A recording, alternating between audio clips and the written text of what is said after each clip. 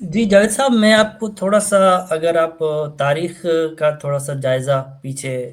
کیونکہ ہمارے جو دلچسپی رکھنے والے، تاریخ میں دلچسپی رکھنے والے اس میں اگر جائیں گے تو یہاں پہ جو اسلامزم آیا تھا ایران میں، اور اس سے پہلے زرتشت مذہب تھا، اور بہت پہلے جو ہے رومن اور پرشین جو ہے آپس میں اتنا، یہاں تک میں نے کہیں پڑھا تھا کہ ان کا ایسے ہی آپس میں بیر تھا جیسے کہ یہ سوویت یونین اور امریکہ کا۔ اور پھر مختلف دوروں میں وہاں پہ حکومتیں آئیں، جو ہے الیگزینڈر آئی، اسلامک ریولوشن آیا، اور پھر وہاں پہ ٹرانزیشن آیا صفوید، جب یہ شیعہ اسلام آیا۔ اور اس کے بعد جو، اگر ہم فاسٹ فارورڈ کریں ورلڈ وار 2 میں، اور پھر جو ان کی جو کیا کہتے ہیں کہ کٹ پتلی بنے رہے شاہ کی جو حکومت تھی، قاجار اور پھر پہلوی، گویا گو کہ ابھی کمیونزم اور کا اتنا وہ اثر رسوخ یا اتنا نہیں رہا، لیکن جو انقلاب سے پہلے عوام کی صورتحال تھی، انقلاب کے بعد بھی عوام کا تو اتنا کوئی خاص ان کا اچھا نہیں ہوا۔ اور لیفٹ نے جو ہے وہ اس کو حمایت کی تھی اس انقلاب کی، وہ کے بعد میں خود لیفٹ کے ہی جو تودا پارٹی ہے، یا ان کے جو ہے ان کے اوپر مظالم بھی ڈھائے گئے۔ تو اگر حمایت کریں، حمایت یافتہ جو ایران میں ہے، ایران کی حمایت کریں، تو ایران کے اندر آپ عوام کا کیا سینٹیمنٹ دیکھتے ہیں کہ کیا وہ اس حملوں سے خوش ہیں، یا پھر ان کو کوئی ایک سپورٹ دینے کو وہ حکومت کو تیار ہیں، یا وہاں پہ عوام کی کیا پوزیشن؟ یہ بہت اچھا سوال ہے۔ اگر ہم ایران کی تاریخ سے شروع کریں تو ایران ایک سیولائزیشنل جگہ ہے، اور یہ ایک سیولائزیشنل کنٹری ہے۔ اس کا باقاعدہ جو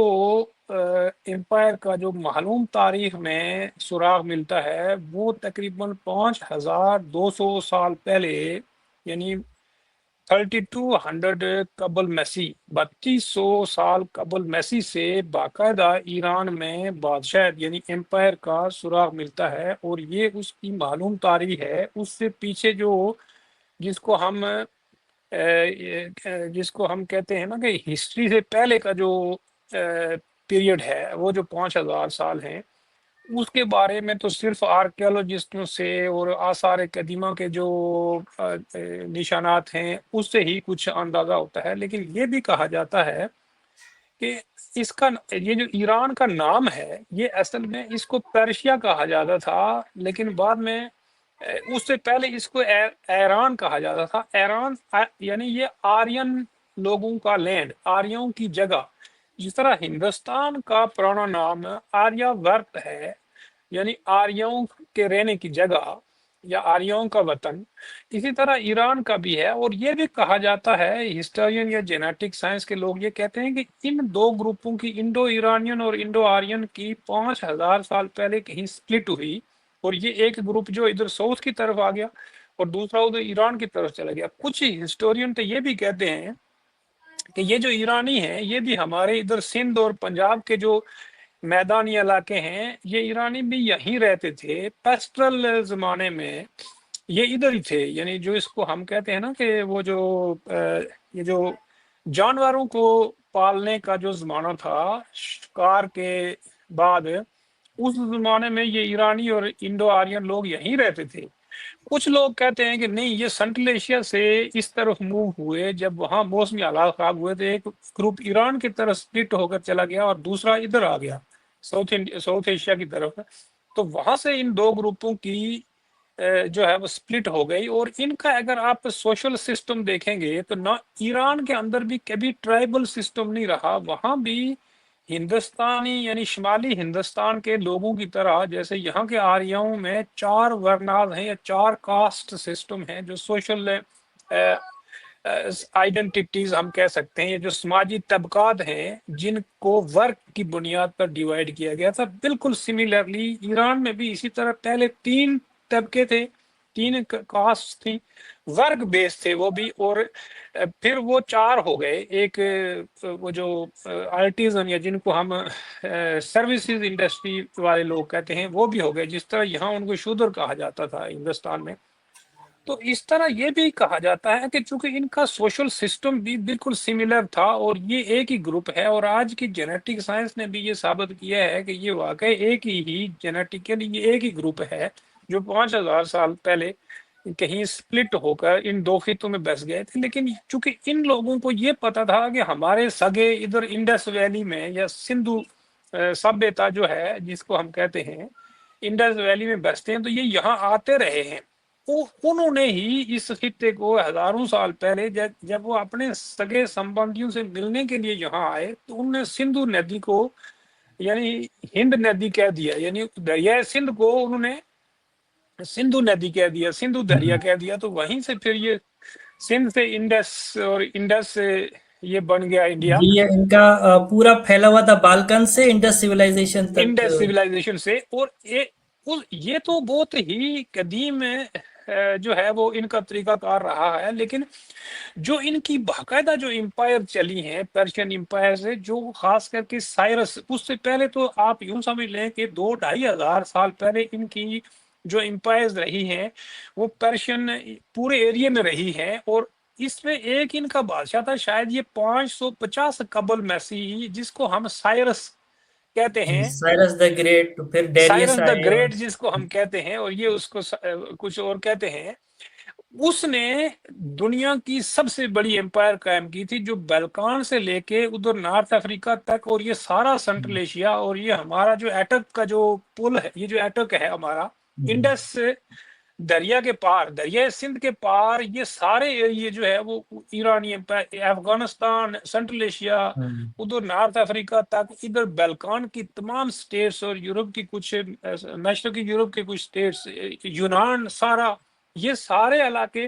ایرانی امپائر میں کہتے ہیں کہ اس زمانے میں ایران سے یعنی ایران دنیا کی سب سے بڑی امپائر تھی۔ اس کے بعد پھر وہ الیگزینڈر آیا تھا، اسکندر یونانی، اس نے آ کر اس کی سائرس دوم کو شاید شکست دی تھی، جس کے زمانے میں پھر بہت سارے لوگ ایران سے یہ ہماری طرف بھی آ گئے تھے، ادھر ہندوستان کی طرف۔ لیکن ان لوگوں کا آپس میں ٹریڈ رہا ہے، ان لوگوں کی آپس میں رشتہ داریاں، تعلق داریاں، آنا جانا ہمیشہ رہا ہے، چونکہ بلوچستان اور یہ جو علاقے ہیں بیچ میں، یہ ہمیشہ جو ہے وہ ٹرانزٹ روٹ رہے ہیں ایران اور ہندوستان کے بیچ میں، اور یہ لوگ ہمیشہ ایک دوسرے سے ملتے جلتے بھی رہے ہیں۔ اور سیستان کہتے ہیں۔ بلوچوں کی ہسٹری بھی یہ جھوٹی ہسٹری بنائی گئی تھی کہ بلوچ مائیگرنٹ ہیں، یہ کہیں عرب سے آئے ہیں، یہ تو جسٹ بغیر کسی پروف کے کسی نے یہ کوئی نظم ہے بہت قدیم زمانے کی بلوچی زبان میں، ان کو عربوں سے جوڑ دیا، اور وہ کسی نے پتہ نہیں کیسی نظم بنا لی۔ تو بلوچوں کو حالانکہ بلوچ یہاں کے نیٹو ہیں، اور بلوچستان میں وہ جو ابھی آثار قدیمہ نکلے ہیں وہ 8000 سال پرانے ہیں۔ تو اس سے اندازہ ہوتا، اور اسی طرح جو راکھی گڑھی سے اور میر گڑھ سے جو وہ جو انسانی اسکیلٹنز نکلے ہیں، اس پر تو خیر بہت ڈیٹیل سے بات کرنے کی ضرورت ہے، تاکہ لوگوں کو کسی حد تک آگاہ کیا جائے کہ وہ اسی سرزمین کے لوگ ہیں، اور وہ اسی سرزمین کو آباد کرنے والے لوگ ہیں۔ اس سے پہلے یہاں اگر کوئی انسان تھے بھی تو بہت کم آبادی تھی یا نہ ہونے کے برابر تھی۔ یہ علاقے انہی بلوچوں نے، انہی لوگوں نے آباد کیے ہیں۔ انڈس ویلی میں پہلے لوگ موجود تھے کہتے ہیں، لیکن جو یہ جو کالونیل ہسٹری لکھی گئی ہے یہ بالکل جھوٹی اور ایک دوسرے کو لڑانے کے لیے لکھی گئی ہے، اور ہر ایک کو باہر کا دکھایا گیا ہے، چونکہ ہمارے مذہب بدل گئے، اور لوگوں کو پھر اس مذہب کی بنیاد پر کسی کو عرب سے جوڑ دیا، کسی کو سنٹرل ایشیا سے جوڑ دیا، کسی کو کہیں سے جوڑ دیا، بھی آئے تھے۔ یہ پروپیگنڈا کر کے اس پورے عمل کو ڈسٹرب کرنے کی کوشش کی گئی۔ جس طرح افریقہ کے لوگ تو سارے ایک تھے، لیکن وہاں 3 ریجن تھے، کبھی ان کے بیچ میں کوئی بارڈر نہیں تھا۔ اب وہاں 54 کنٹریز ہیں، ہندوستان، افغانستان تک، بلوچستان، ایران تک، یہاں کبھی کوئی سرحد نہیں تھی، پورا علاقہ ایک ہی تھا، لوگ آزادانہ میل جول رکھتے تھے، ان کی اپنی اپنی علاقائی امپائرز بھی تھیں، بلوچوں کی اپنی امپائر تو یہ کل ختم ہوئی تھی، یہ جو خانہ قلات ہیں۔ تو یہ 450-500 سال تو بلوچوں کی یہاں امپائر رہی ہے، جس کے بارے میں نے کافی ساری بلوچ ہسٹری کو سٹڈی کیا ہے۔ یہ مجھے ابھی کچھ عرصہ پہلے بلوچستان کی ہسٹری کا پڑھنے کا اتفاق ہوا تو مجھے بڑی حیرانگی ہوئی کہ ان کی اتنی شاندار ہسٹری ہے، اور ان کو کس طرح پروپیگنڈے کا شکار بنا کر ان کو سنا رسائل کی بجائے ان کو کہا گیا کہ یہ حلب سے آئے ہیں، شام سے آئے ہیں، ہوں، جبکہ ان کا ہوں، کوئی شام سے صحیح تعلق کہا۔ نہیں ہے۔ ہو سکتا ہے کہ کچھ خاندان، جس طرح ہر جگہ کچھ خاندان کچھ قبیلے یا برادریاں باقاعدہ ہجرت کی ہیں، ہر زمانے میں انسان نے ہجرت کی ہے، کچھ بلوچوں میں بھی آ کر بس گئے، لیکن یہ جو بلوچوں کے ٹرائب ہیں یہ سارے ایک ہی ہیں اور ہم نسل ہیں، سندھ میں بھی یہی ہیں، پنجاب میں بھی یہی ہیں، ان کا کوئی تعلق نہیں ہے عربوں سے، اور ان کا جینیٹکلی بھی آپ عربوں سے کوئی تعلق نہیں جوڑ سکتے۔ تو اس طرح ایران کے بارے میں جب ہم کہتے ہیں تو ان کی جو سب سے بڑی امپائر تھی وہ سائرس دی گریٹ کے زمانے میں تھی، اور اس نے آدھی دنیا پر حکمرانی کی۔ ایرانی آج بھی بڑے پیمانے پر، جس طرح آپ نے پوچھا ہے کہ اندرون خانہ ایرانیوں کی صورتحال کیا ہے، تو ایرانی اندرون خانہ اپنے اس خطے پر، اپنی اس کلچر پر، اپنی تہذیب پر، اپنی ہسٹری پر بڑا فخر کرتے ہیں۔ گو کہ 7ویں صدی میں عربوں نے ان پر حملہ کیا اور ان کی جو ساسانید جو امپائر تھی اس کو ختم کر دیا، اور اس میں اس کے بعد یہ لوگ مسلمان ہو گئے، لیکن یہ جو ایرانی تھے یہ 90% سنی مسلمان تھے۔ بعد میں یہ جو سیفوی بادشاہ آیا 1501 میں، سیفنید جو جس کو ہم سیفوی ڈائناسٹی کہتے ہیں، انہوں نے یہاں ٹیک اوور کیا، تو وہ چونکہ شیعہ تھے تو انہوں نے شاید ایک حکم نامے کے ذریعے اپنی آبادی کو شیعہ بننے کا آرڈر کیا، تو یہ لوگ پھر شیعہ جو ہے وہ بن گئے۔ 1501 سے لے کر 1736 تک یہ سیفی بادشاہت رہی ہے۔ تو اس کے بعد بھی اگر آپ دیکھیں گے تو یہ آگے یہ جو تھے نا، پہلوی خاندان آ گیا، اس سے پہلے بھی ایک خاندان تھا شاید اس کو کچار، قجار۔ ہوں، کچار، ہاں، کاچاروں کے زمانے میں یہ جو اسماعیلی فرقہ ہے، انہوں ہوں، نے اسماعیل قاچار جو ان کا بڑا بادشاہ تھا ایران کا، اس کے خلاف ان نے بغاوت کی تھی، تو یہ سارے جو آغا خانی ہیں، یہ جن کو ہم اسماعیلی فرقہ کہتے ہیں، یہ وہاں سے بھاگ آئے تھے۔ یہ ہمارے ہوں، گلگت بلتستان میں، کراچی میں یا بمبئی میں یا گجرات میں جو آغا خانی نظر آتے ہیں، یہ ایران سے آئے ہوئے ہیں۔ تو میرا اپنا خیال یہ ہے کہ ایرانیوں کی جو بڑی لمبی چوڑی تاریخ ہے، بہت بڑی ان کی اسٹرانگ تہذیبی جو لنکس ہیں وہ اپنی سرزمین کے ساتھ ہیں۔ تو ایرانیوں نے کبھی بھی کسی دوسرے علاقے کے یا دوسرے ملک کے یا دوسری امپائر کے حملوں کو قبول نہیں کیا، ہر زمانے میں یہ لڑے اور ہر دور میں ان نے ریزسٹ کیا۔ اور یہ تو یہ ہے کہ یہ جو بلوچوں کی امپائر تھی، انہوں نے بھی بہت بڑا ریزسٹ کیا ہے، جتنے بڑے حملے ہوئے، چاہے وہ عربوں کے ہوں، چاہے وہ منگولوں کے ہوں، چاہے ایرانیوں کے ہوں، یہ اس پر حملے کرتے رہے ہیں۔ یہ جو بلوچوں کی امپائرز ہیں تو ہوں۔ انہوں نے بھی بہت بڑا ریزسٹ کیا ہے، اور ان کی ایک بڑی تاریخ ہے۔ گو کہ ہمیں کبھی اس پر بھی بات کرنی چاہیے، اور یہ بڑی خوبصورت تاریخ ہے ہمارے اس پورے خطے کی اور ہر ریجن کی۔ تو ایران کے حوالے سے یہ جو آپ کہہ رہے ہیں کہ اندرون خانہ، اس میں کوئی شک و شبے کی بات نہیں جان ہے۔ صاحب، اس میں یہ آپ تھوڑا سا ٹوکتا ہوں، نادر شاہ کے بارے میں جو بہت ہم سنتے ہیں کہ اس نے ہندوستان کو لوٹ کے اتنا کچھ لے گیا، وہ کیا ایرانی تھا، وہ پرشین تھا یا پھر؟ ہاں، وہ یہ جو نادر شاہ تھا نا، اصل میں اس کو کہتے ہیں نادر شاہ افشار۔ اس کے جو دادا تھے یا اس کے جو والد تھے نا، اس کا نام علی کلی بیگ تھا۔ یہ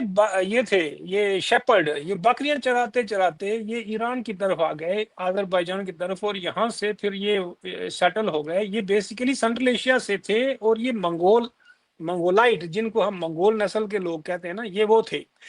تو اس نے پھر وہاں آہستہ آہستہ جو ہے وہ ایسر سوخ حاصل کر لیا، اور ایران کی بادشاہت پر اس نے قبضہ کر لیا، اور اس نے 1839 میں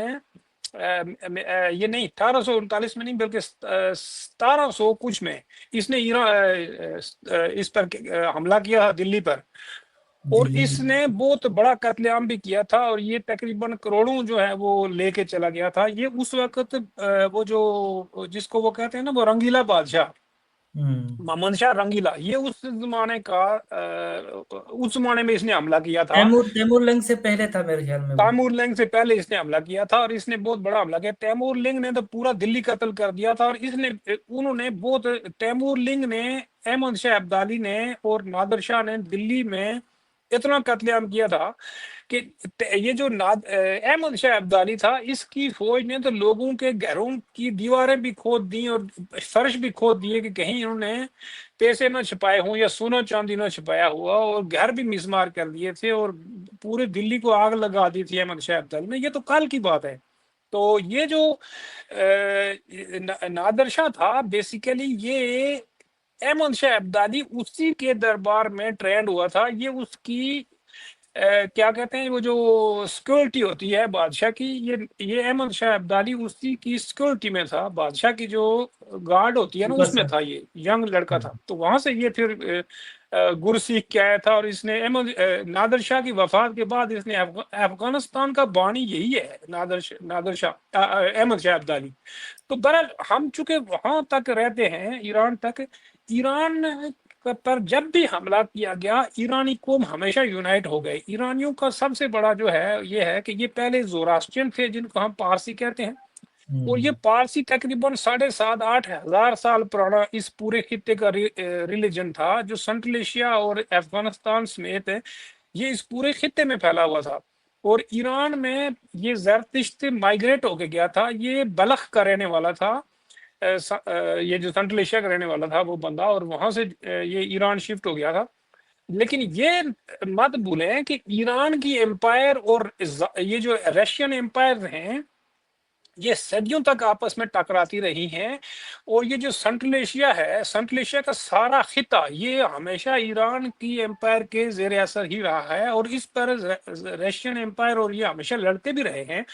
رشین امپائر کا سب سے بڑا حریف جو ہے وہ ایرانی امپائر ہی رہی ہے ہسٹری میں. اور یہ بڑی امپائر ہونے کے باوجود کبھی بھی ایک دوسرے کو فتح نہیں کر سکی ہیں، اور ایران سے کبھی یہ سنٹرل ایشیا نہیں چھین سکی ہیں.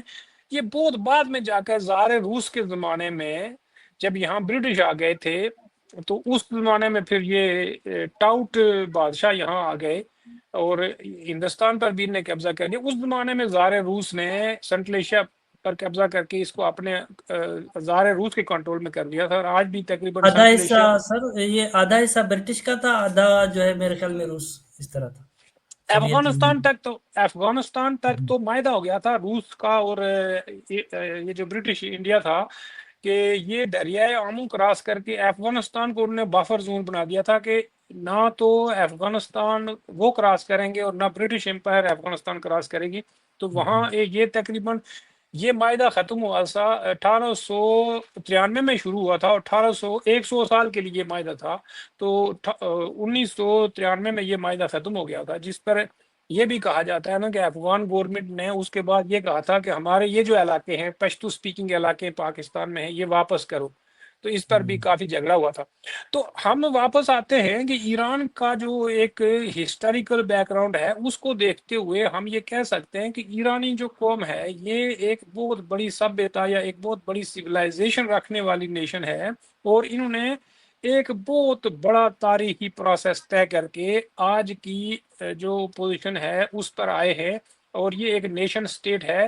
اس میں کوئی شک و شبے کی بات نہیں ہے کہ 7ویں صدی میں عربوں نے ان پر حملہ کر کے ان کی امپائر کو بھی ختم کر دیا، اور ان کا مذہب بھی جو ہے وہ اسلام ہو گیا. لیکن اس کے وہ ذمی باوجود تھے، اس دور میں ذمی تھے، پھر کنورٹ بھی کیا گیا. جن کو کنورٹ کیا گیا. تو اس سے یہ آپ اندازہ لگا لیں کہ ایرانیوں نے نہ تو اپنی سویلائزیشن چھوڑی، نہ اپنی زبان چھوڑی، نہ اپنا کلچر چھوڑا، نہ اپنی تاریخ کو ختم کیا. کسی حد تک ان کو ڈسکنیکٹ کرنے کی بہت کوشش کی گئی، جس طرح ہمارے خطے میں شمالی ہندوستان میں مسلمانوں کو ہمیشہ اپنی تاریخ سے اور اپنے وطن سے اور اپنے علاقوں سے ڈسکنیکٹ کرنے کی مذہب کے نام پر ہمیشہ کوشش کی گئی ہے. ایرانیوں پر بھی بہت کوشش کی گئی، لیکن ایرانیوں نے کبھی بھی اس کو قبول نہ کیا. ان کی زبان، ان کا کلچر، ان کی تہذیب آج بھی موجود ہے. گو کہ ایران پر یہ جو اسلامی انقلاب آیا ہے 1979 میں، اس کی وجہ سے بھی ایرانی سماج کے اندر بڑی تبدیلیاں پیدا کرنے کی انہوں نے کوشش کی. لیکن اس کے آپ دیکھیں کہ وہاں کتنی بڑی ریزسٹنس شروع ہو گئی اس اتھارٹیرین اسلامی گورنمنٹ کے خلاف بھی. کہ جب انہوں نے ان کے کلچر کو بدلنے کی کوشش کی اور کسی حد تک اسلامائزیشن کے نام پر، جس طرح ہمارے یہاں ضیاء الحق نے شروع کیا تھا، انہوں نے کچھ ایسے اقدامات شروع کیے تو اس سے پھر عورتوں نے بھی اور وہاں کے لوگوں نے بھی بڑے پیمانے پر ریزسٹنس کی، جس کے نتیجے میں گو کہ یہ جو گورنمنٹ ہے یہ ایک بڑے قومی جمہوری انقلاب کے ذریعے آئی تھی، اور اس قومی جمہوری انقلاب کی جو بنیاد ہے وہ ایرانی سماج کے اندر ہی موجود تھی۔ یہ اینٹی امپیریلسٹ یعنی یہ سامراج دشمن انقلاب تھا۔ اس کو اصل میں پہلے جو ہے وہ ایران کی تودا پارٹی جو وہاں کی کمیونسٹ پارٹی تھی، انہوں نے پاور کیپچر کرنے کی کوشش کی، لیکن وہ چونکہ مس کر گئے تو آیت اللہ خمینی نے اس انقلاب کو لیڈ کیا فرانس سے آ کر، اور ان تودا پارٹی کے لوگوں نے اور مجاہدین خلق وغیرہ لوگوں نے اس کی سپورٹ ضرور کی تھی، لیکن جو ہی ان کے پاس طاقت ان نے کیپچر کر لی تو انہوں نے بڑے پیمانے پر کمیونسٹ پارٹی کے لیڈروں کا قتل عام شروع کر دیا، ان کو جیلوں میں بند کر دیا، ٹارچر کرنا شروع کر دیا۔ ان کے جو سب سے بڑے لیڈر تھے نور الدین نوری، ان کے ہاتھ توڑ دیے تھے، اور ان کو ٹی وی پر زبردستی پیش کیا گیا تھا کہ میں مارکسزم اور کمیونزم کو میں نہیں مانتا ہوں اور یہ غلط نظریہ ہے، اور میں اس کے ساتھ جو ہے وہ اپنی ڈس ایسوسیشن شو کرتا ہوں۔ بڑا تشدد کیا گیا تھا، اور اس سے آپ اندازہ لگا لیں کہ اسلامک گورنمنٹ جہاں بھی قائم ہوتی ہیں وہ پر تشدد ہو جاتی ہیں، شدت پسند ہو جاتی ہیں۔